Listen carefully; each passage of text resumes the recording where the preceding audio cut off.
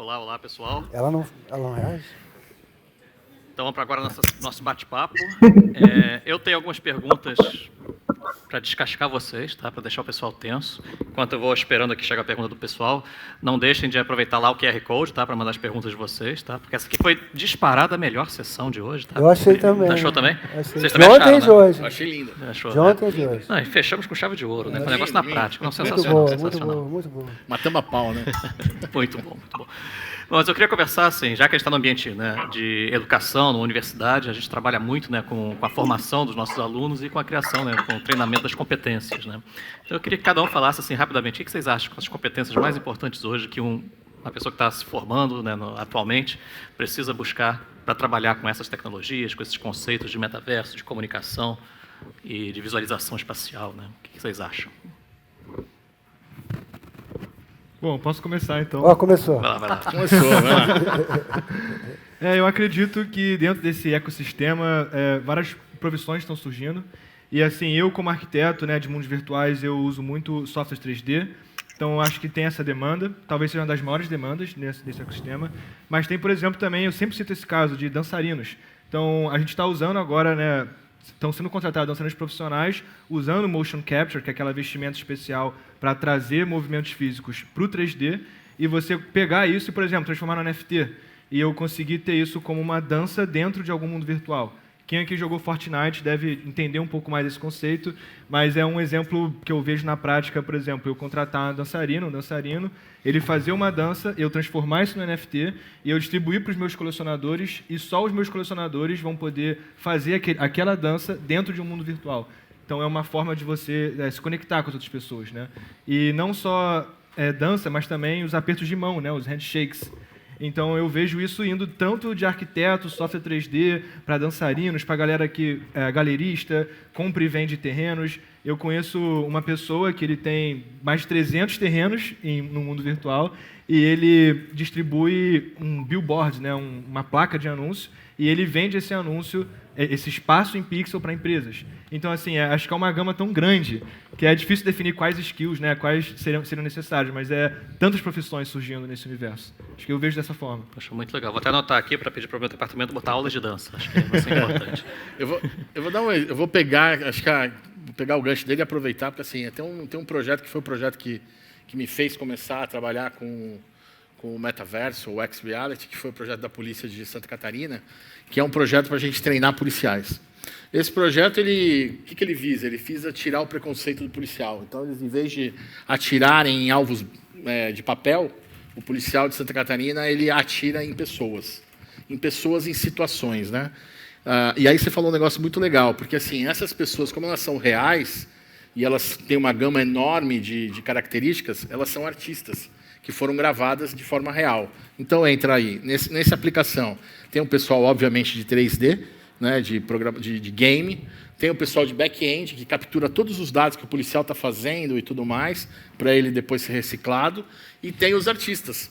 Tem os artistas que fazem as cenas que o policial tem que tomar decisão. Tá? Então, assim, é uma gama enorme, né, de pessoas, né? E o artista 3D para fazer os retoques e tudo mais, as artes e tudo mais. Legal. Eu vou... Não sei se vocês me escutam. Sim, Antônia, pode falar. Eu, até aproveitando esse gancho, eu adicionaria um pouco de arquitetura, porque a gente está falando de construir mundos, né? E, ultimamente, o que eu tenho conversado muito com os criadores é o quanto que eles têm buscado cada vez mais entender sobre o fundamento da arquitetura para construir para fazer a modelagem 3D e para a construção desses mundos. Então, além de 3D, além de programação, essa é uma skill que eu acho que é super válida para quem quer começar a criar dentro do metaverso. Tá ficando complexa a formação desse aluno, hein? Então, obrigado pelo gancho. Eu ia dizer o seguinte, que a grande vantagem desse mundo é que você não precisa ter pós-doutorado em Stanford para fazer absolutamente nada. Tá? Se você quiser saber o nome da ferramenta, você liga para ele. Liga? Não, ele liga. Ligava eu, tinha que ligar na época, né? Você troca uma mensagem com ele e pronto, comecei fazendo. Se a gente pegava, agora por ser um pouco professor, né? Naquela pirâmide de retenção do conhecimento, 92% se retém quando se aprende fazendo. Então, eu acho que a característica que a pessoa precisa ter hoje não é um hard skill, mas um soft skill. É querer fazer. Está tudo aí muito fácil. Se a gente der um mergulho na internet, a gente vai achar todas as ferramentas, treinamento, tutorial, exemplos, etc. E aí, como ainda nós brasileiros somos super criativos, é só modificar um pouquinho o que já existe, que é uma novidade, certo? Então eu diria isso. Essa é uma grande vantagem. Eu não preciso ter pós-doc em Stanford para criar um produto e sair ganhando dinheiro, inclusive. Sensacional. Primeiro vamos lembrar que pós-doc não vale nada, né? Que vale é o doc, né? E essa pergunta é perigosa, porque ela tem que repensar o papel da universidade, da escola, e eu fico até com medo de falar isso aqui dentro, entendeu? É porque parece que a gente está ficando bem redundante, né? Vamos ser sinceros, né? Você coloca a mão na massa, você pega o exemplo original, tweak, né? Mexe ele, né? Tinka, e vai fazendo as coisas, né? Então, assim, todo mundo aqui está pegando o gancho do outro, vou pegar seu gancho. Quer dizer, a universidade, ela passa a ser um lugar que você treina para trabalhar, né? E não fica te afastando do mercado de trabalho, que ela serve para isso hoje em dia, né?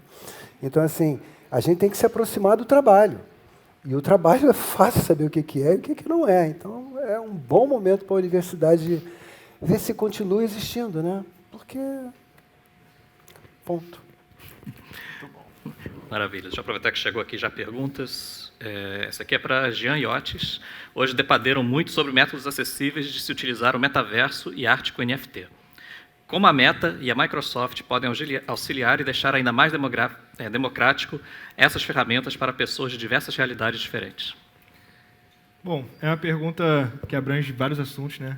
E, bom, eu vou dizer por mim, eu acredito que realidade aumentada e realidade virtual complementam esse universo, não são necessárias, mas complementam. E algo que me trouxe muita visibilidade no cenário da arte foi realidade aumentada. E foi através do Spark AR, né, do software da Meta. Então, essas tecnologias, assim, por exemplo, um iPhone que tem o LiDAR, né, então todas essas ferramentas complementares, com certeza vão ajudar a gente a estar nesse ambiente, né? Então, acho que é isso, complementando essas tecnologias de uma forma como geral. Boa. Como é que a Microsoft pode ajudar essa pessoa? A penúltima, acho que da lista que você apresentou, acabou de ser comprada pela Microsoft, né? Ou seja, ninguém é bobinho. Como é que é o nome? Outspace. Isso. Então, não é só vender caixinha de Windows, não. Nós mudamos. Antônio, como é que você acha que a Meta pode ajudar? Bom, a gente tem feito várias iniciativas. E uma delas, até falando um pouco sobre Spark AR, a gente fez recentemente o desafio Realidade Aumentada na Pele, que foi um desafio focado em ensinar a realidade aumentada para a comunidade negra, para que a gente consiga já aumentar a inclusão e a diversidade dentro dos criadores, né? Então, a Meta está investindo pra caramba, e eu acho que ainda tem muita coisa para ser feita, mas a gente está focado em garantir que cada vez mais pessoas e mais que o conhecimento de a realidade aumentada esteja dentro de mais pessoas diversas, né? Quero fazer um adendo aí. Eu acho que aí eu esqueci de um skill, que é muito importante aí falando de inclusão, né? Já existem vários serviços cognitivos que são inteligência artificial embarcada, né? E a da Microsoft ou da Google, da Meta, enfim, que fazem já hoje. Você já pode pegar, por exemplo, você pegar um cognitivo desse e ele olhar para uma figura e ele descrever em voz. Então, por exemplo, para a pessoa que tem problema visual, entender o que é uma arte, por exemplo. E ele descreve direitinho o que é aquela arte que está acontecendo. E Libras também. Então, você tem hoje APIs que você consegue transcrever, né? O próprio PowerPoint já tem isso hoje, de você transcrever isso para Libras. Então, isso é uma coisa que, se integrado, né, nas plataformas, podem fazer a inclusão de todos aí, né? Então, e eu acho que isso ou seja, o IA aí nesse... É isso que tem que ser falado, né? Que a gente está aqui num painel muito do lado visual da coisa, né? Mas isso não vai ficar separado do IA, da coisa cognitiva. E a gente vai poder ter vários avatares lidando com as coisas mundanas da vida para ver se aproveita mais a vida, né? É um caminho, né? Sim. E aí as perguntas são outras. É o seguinte, se o avatar fizer a coisa errada, ele vai ser cancelado, ele vai, entendeu? Ele vai sumir, vai ser preso, vai ser não sei o que lá. Porque o questionamento que vem por aí é outro. né? O buraco é mais embaixo, como se fala em francês, né? Quer dizer, como é que vai lidar com essa multiplicidade de coisas? IA, né? Agora, quem é que vai controlar esse IA? Então, eu acho que um dos skills que todo mundo deveria ter não é igual entender como é que um carro funciona, porque não precisa entender como um carro funciona para ele andar, mas tem que entender um pouco o que está por trás da computação, um pouquinho, né? Para entender onde essa coisa vai. E IA, né? Quem não souber mais de si do que a inteligência artificial, dança. Então, vamos procurar um psicanalista, vamos procurar alguém, vamos tentar se entender, porque quem não souber de si vai ser jantado.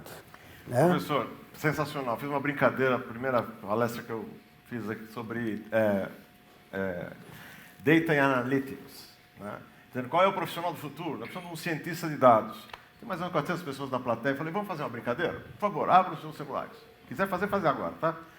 E lá no Google aí, coloca transformação de grau Celsius em Kelvin. Aí tudo, grau Celsius em Kelvin. Tem algum professor da minha área que sabe que é só somar 273 do Celsius pela Kelvin. Perfeito. E aí o pessoal foi lá, pô, professor, deu certo. Coloca aí então, 200 Celsius. Deu 573 pontos. Agora coloca menos 300 Celsius. Deu menos 23 Kelvin. E ninguém percebeu que Kelvin eu não uma tem. besteira tremenda. Kelvin Né? Então, é zero. aí que está a grande diferença. Né? Isso aí. Saber interpretar o dado, saber usar aquela informação. Então, aí está o papel da universidade. Para me dar esse básico, o cara não falar uma grande besteira, que abaixo do 0 Kelvin os moleques não se mexem, não existe. E plá, plá, plá, plá, plá. E a universidade tem, por exemplo, tem um networking espetacular das pessoas entre elas, né? Que elas conhecem caminhos que elas vão ter, né? Isso tem um outro papel da universidade. Ela tem um papel importante no campus que a gente tem, que é maravilhoso, tal coisa. Mas se ela não entender que ela vai ter que hibridizar com tudo isso e vai ter que preparar as pessoas para lidarem com isso, ela vai rodar. Sempre fala para mim que a universidade eu penso que vai acabar. É um horror, né, cara?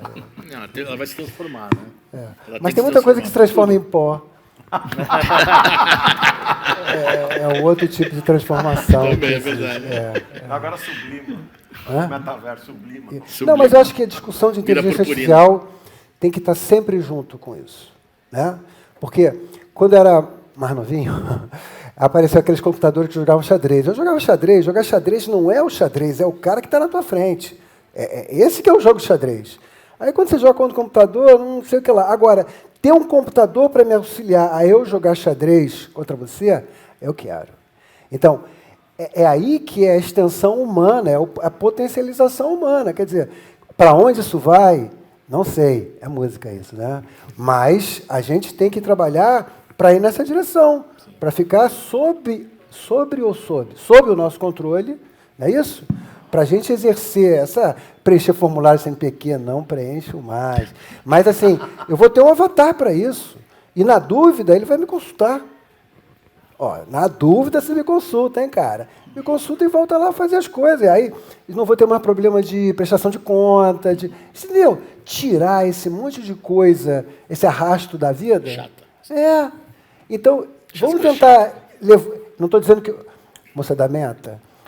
Eu não estou falando que o metaverso vai ser chato, não. Mas se a gente puder levar a burocracia do dia a dia, da vida, tal e coisa, para lá e viver a vida, de preferência nesse espaço aqui, né, vai ser bom, né, cara?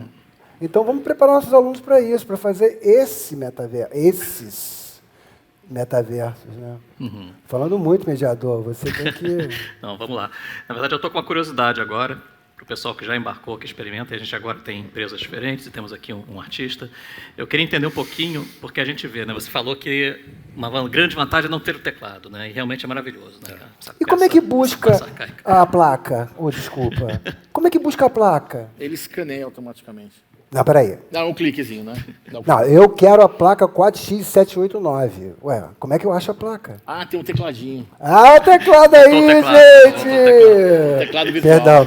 Perdão. Mas ele tem comando de voz. Não, vai, professor, vai. Tem o teclado. Então não acabou o teclado. Tá bom. Tem o teclado, tá? Tá bom.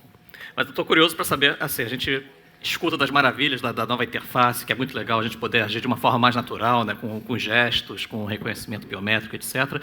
Mas eu queria sentir da experiência de vocês, como é que foi esse embarque? Né? A primeira vez que vocês entraram no universo da realidade virtual, né, se houve alguma desorientação, quais são as maiores dificuldades que vocês acham que as pessoas que estão embarcando nessa vão enfrentar para se acostumar com esse novo ambiente?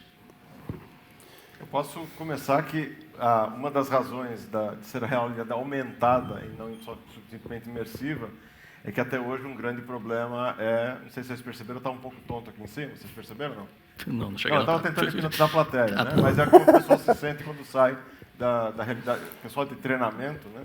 Que usa o óculos puramente para realidade virtual, alguns têm problema.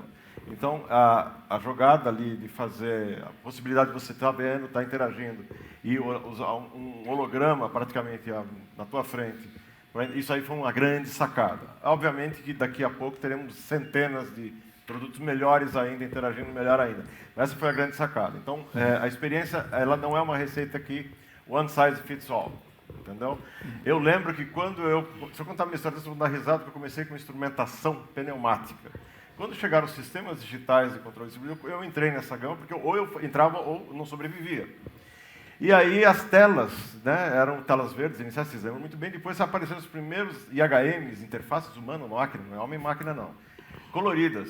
E eu estava dando uma demonstração para um pessoal de uma grande empresa, uma grande petroquímica brasileira à época, e eu falei, olha, você está vendo aqui, olha, quando está verde é porque a variável de processo está tudo ok no campo. Quando está vermelho, aí o cara falou, desculpa, isso aí não é verde, é amarelo. Eu falei, como assim? Aí eu descobri que eu era discromatóptico, eu não podia ser operador. Eu descobri pela primeira vez que eu era daltônico. Né? E aí eu descobri por que eu tomava tanta multa. Porque para mim, o sinal estava amarelo, eu achava que estava verde e meti o pé. E aí quando eu comecei a namorar, minha esposa falou, pô, você é louco, tá pega o carro. E eu não tenho solução, né? Tem que ter esposa do lado sempre, né? Então, olha só que interessante. Não tem solução mesmo, então. Não mesmo. E olha os skills aí, né? Eu descobri isso, e muita coisa que nós estamos fazendo hoje serão descobertas de novo com a experimentação. Não vai ter bula, não vai dar tempo de ler a bula. Olha só, mostrei para vocês imagens de 96 com tal coisa. Aí teve o AulaNet aqui, rodou na universidade, rodou muito tempo, mas uma dificuldade de ir para coisa do vídeo, não sei o quê. Aí, então, em 2020, veio uma coisinha pequenininha e está todo mundo no vídeo. E está desorientado, está cansado, está não sei o que, mas está todo mundo no vídeo. O vídeo vai melhorar na medida que as pessoas usarem e a coisa ser trabalhada para melhorar. Então, vai ter desorientação, vai ter enjoo, vai ter queda, vai tudo. E depois vai... Agora, qual vai ser o evento? Quer dizer, eu estou chamando a pandemia de evento, eu não sei se eu estou certo. Qual vai ser o evento que vai mergulhar a gente no mundo, no metaverso de fato, como a gente mergulhou no Zoom, né?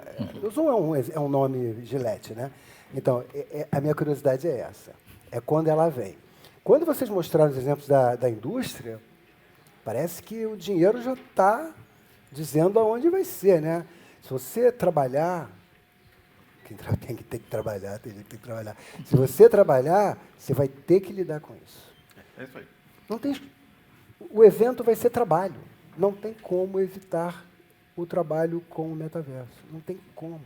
É muito mais barato. No início é caro, né? É aquela coisa que tem o preço de entrada alto, depois é simulação. Isso está na computação. Esse é a computação. Né?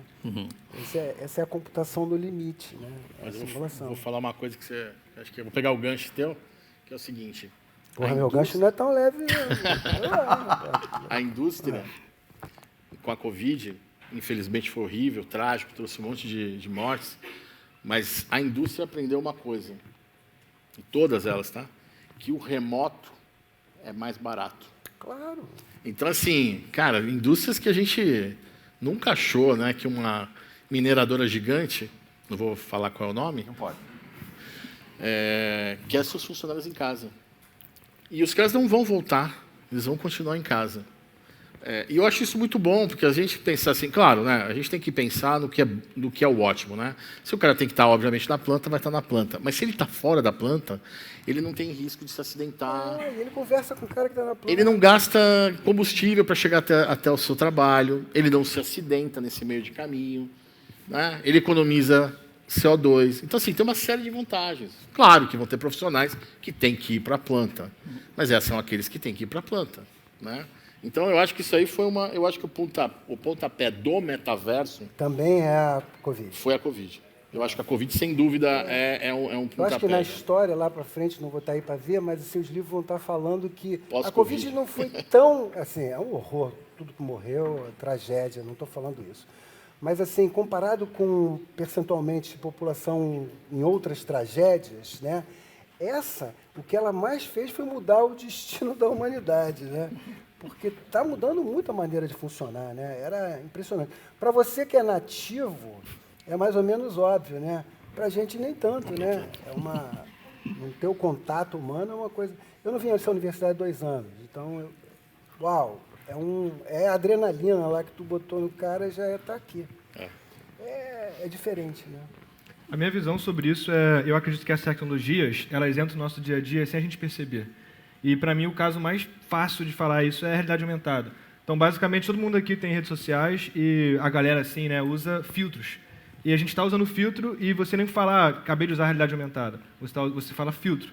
Então, eles vão criando camadas em cima das tecnologias. Um caso até mesmo da Meta agora é implementando NFTs no Instagram e chamando de colecionáveis digitais. Então, você vai criando camadas em cima disso para amaciar todos esses termos técnicos e não ter que falar de NFT, de blockchain, de proof of work. Então, eu vejo muito isso. E, para mim, por exemplo, quando eu vesti o óculos de realidade virtual pela primeira vez, eu tive esse enjoo, né, que eles chamam de motion sickness. E foi assim, só com a experiência que eu consegui cortar esse motion sickness e poder estar lá horas e horas criando as minhas artes. E assim, por exemplo, o Spark AR mesmo tem a limitação de 4 MB. Então, eu acho que a dificuldade é a gente enxergar que as tecnologias elas têm os limites, mas elas estão sempre aprimorando. Então, essa é a minha perspectiva. Eu realmente acredito que metaverso, AR, VR vai entrar na nossa vida, a gente não vai nem perceber. Assim como os filtros entraram na nossa vida sem a gente perceber que era a realidade aumentada. Isso aí. Eu queria até acrescentar... Fala, Antônio. Só um pontinho rapidinho, pessoal. A primeira coisa é que o professor falou, qual é o evento que vai fazer com que o metaverso ele torne realidade de verdade? Eu acho que esse evento não vai existir, ele já existiu, que foi a pandemia. E agora vai ser assim como a internet, assim como as redes sociais, vai ser algo muito natural. E até uma coisa que eu falo desde quando eu entrei na Meta, né? O desafio da Meta e o desafio das empresas que estão construindo o metaverso é tornar o metaverso tão popular quanto as redes sociais. A gente não lembra em que momento, que evento aconteceu que você passou a entrar dentro das redes sociais. Mas hoje em dia você simplesmente não lembra como era a vida antes disso.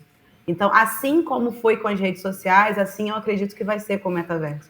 E até trazendo um dado do que o Otis falou sobre os filtros, né? Hoje, 700 milhões de pessoas utilizam a realidade aumentada todos os meses, utilizando os filtros só dentro das plataformas da Meta. O metaverso ele já está na realidade das pessoas, elas só não sabem.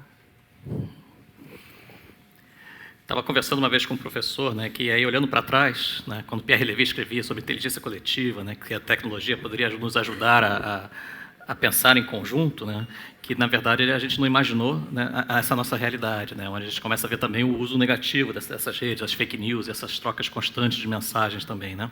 Como é que vocês enxergam então o futuro agora com o metaverso, onde essas comunidades vão estar mais em contato e a criação vai ser muito colaborativa?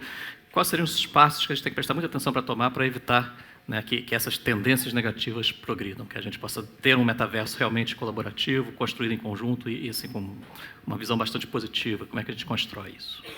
Essa é aquela pergunta difícil mesmo, mas é para encerrar aqui o painel. Já encerrou o painel. Já encerrou o painel, acabou, não tem resposta. Eu achei na casa. Acabou o painel. Acabou o painel. Acabou o painel. Tem um exemplo, LGPD. Por que precisou criar a Lei Geral de Proteção de Dados? Porque alguém usou o dado de uma forma que afetou alguém, não foi legal e etc. E tal. Por que o nosso grande trabalho aqui, né, é com a parte humana do uso da inteligência artificial? Porque no reconhecimento facial houve uma discriminação, não houve reconhecimento. Então, são fatos novos que tiveram que ser reanalisados, dá um pushback, reanalisa a situação e avança. Então, a minha grande vantagem que eu vejo no metaverso até agora, ele é pouco regulado, ele se autorregula. Quanto mais ele se autorregular, ou seja, quem não se comportar bem automaticamente extirpado, o avatar que ficou feio, ele é esquecido. Então, a minha opinião, posso estar totalmente errado. Deve estar. Esse vai ser... Deve estar. Já estou? Não, deve estar errado, porque a gente não sabe. Já mudou, né? Já, fica 30 segundos Mas atrás. leva lá. Não, é isso aí. Eu acho que vai ser autorregulado. Ele não vai ter esse problema de vai ter uma lei geral de proteção de dados para dizer o que pode e o que não pode. Porque ele é tão grande, ele é tão exponencial, ele é tão rápido, que se ele se obsoleta tão rápido, então não preciso perder tempo com ele. Vou para o próximo. Eu queria puxar esse gancho. Eu concordo totalmente. Eu acho que é a comunidade que dita as regras nesses universos, nessas tecnologias. E um exemplo para mim que é muito claro é no CryptoVoxels, né, o mundo virtual de blockchain. Eles têm um código de conduta, mas vamos supor, eu sou seu vizinho. Se eu vir para você e falar assim, vamos construir aqui algo bem interessante que entre a minha parcela e a sua, meu terreno e o seu, e todo mundo ali ao redor concordar, é feito. E a equipe do CryptoVoxels não vai lá e elimina isso. Então, existe um código de conduta básico, mas a comunidade que de fato dita as regras e dá feedback para essas coisas serem construídas. E eu vejo isso também em realidade aumentada e em realidade virtual. Eu, de novo, voltar à inteligência artificial e blockchain, essas tecnologias, eu acho que elas...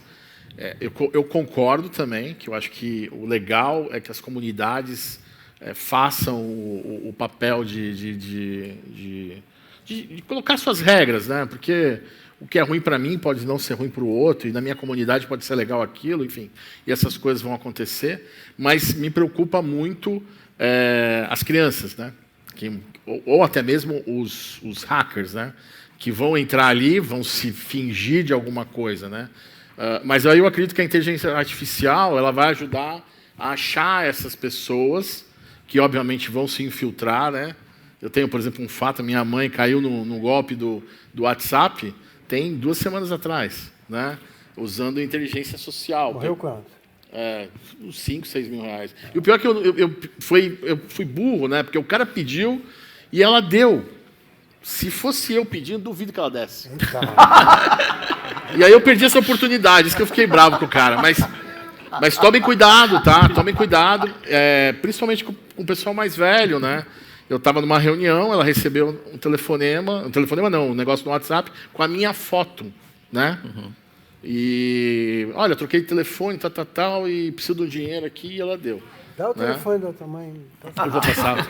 Aí a gente racha, tá? Porque ela... Eu nem sabia que ela tinha... Rachar você vai ser grande essa foto, hein, eu nem sabia que ela tinha essa grana, porque senão eu tinha, né? Mas eu acho que a inteligência artificial, ela vai ser... porque as comunidades, o cara que entra da má intenção dentro de uma comunidade, ele é o quê? Ele é uma ovelha, né?